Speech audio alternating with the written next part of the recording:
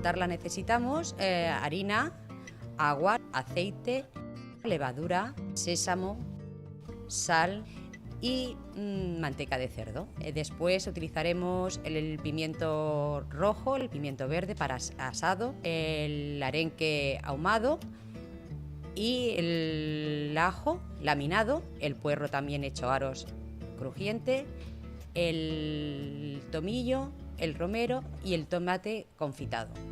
El restaurante El Parral presenta la tapa de la coca de arengada fumada para la ruta de la tapa.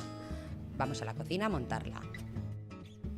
La tapa está basada en la coca de recapte de aquí, típica de Cataluña, pero con otra versión. La coca es crujiente, no es blanda. Y entonces hemos utilizado los productos de aquí del Baix Llobregat, sobre todo de Viladecans, y el producto, el arenque, para fomentar también una pequeña empresa que hay en San Climent que hace los ahumados. Y entonces hemos pensado que era muy buena combinación el crujiente de la coca.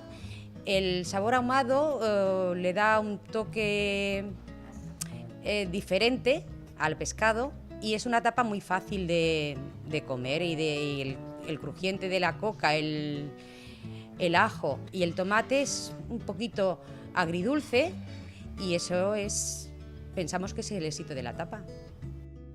La presentación en madera, porque se ha elegido aquí en El Parral, porque es la forma donde se transportaba antiguamente los ahumados. Y esperamos que vengáis a visitarnos y que os guste nuestra tapa.